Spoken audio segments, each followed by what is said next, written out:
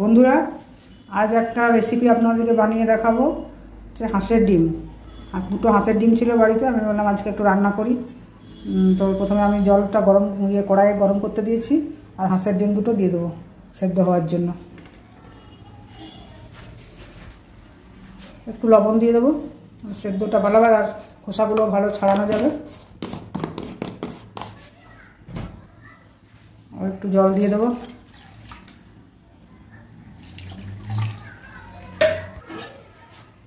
ঢাকা দিয়ে আমি সেদ্ধ করে নেব, তারপরে রান্নাটা করে আপনাদেরকে দেখাবো।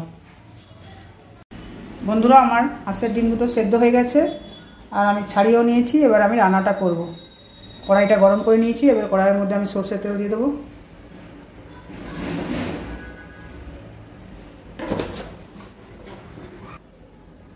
তেলের মধ্যে আমি হলুদ দিয়ে দেবো। এবার আমি ডিম দুটো ভেজে নেব।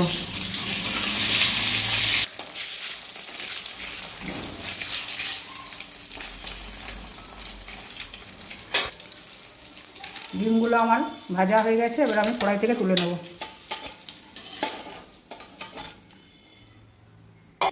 এবার আমি তেলের মধ্যে পেঁয়াজ কুচনোগুলো দিয়ে দেবো।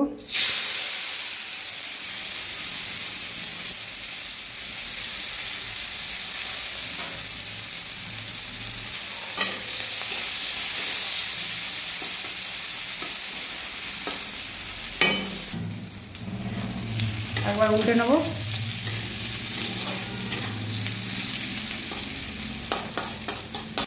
হালকা একটু চিনি দিয়ে দেবো।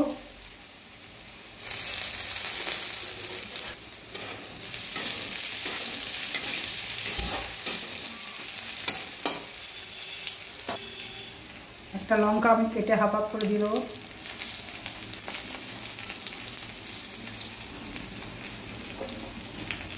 টমেটোটা দিয়ে দেবো।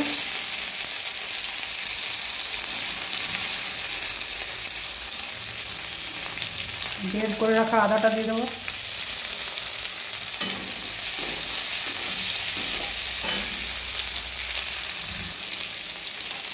জিরে গুঁড়ো দেবো পরিমাণ মতো।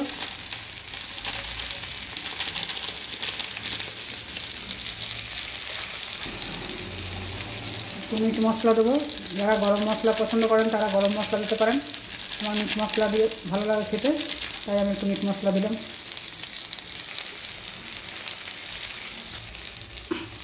পরিমাণ মতো হলুদ গুঁড়ো দেবো।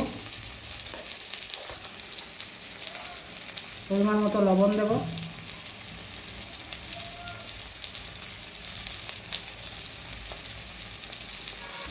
জল দিয়ে ভালো করে কষে নেব।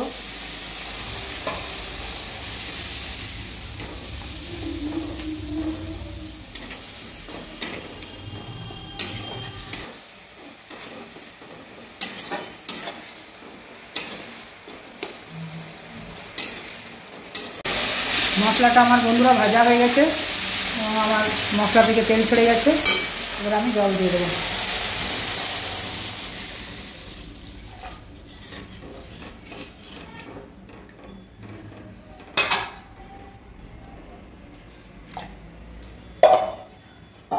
ঢাকা দিয়ে দেবো যতক্ষণ না ফুটে ওঠে। বন্ধুরা, আমি দেখি ঝোলটা ফুটে গেছে। ঝোলটা ফুটে গেছে, এবার আমি ডিমগুলো দিয়ে দেবো। কুচনো ধনে পাতাগুলো দিয়ে দেবো।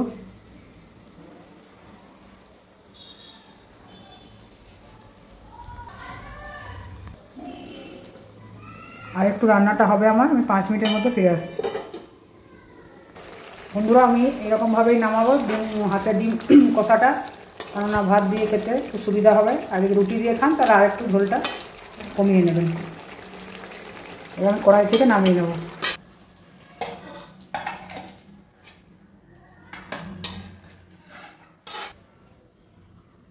বন্ধুরা, দেখুন আমার ডিম কষা, হাঁসের ডিমের কষাটা রেডি হয়ে গেছে।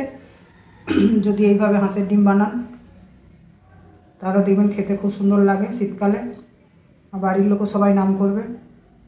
যদি রান্নাটা ভালো লেগে থাকে তাহলে প্লিজ একটা লাইক দিয়ে আমাকে সাপোর্ট করুন, আর সাবস্ক্রাইব করবেন, কমেন্টস অবশ্যই দেবেন। ধন্যবাদ।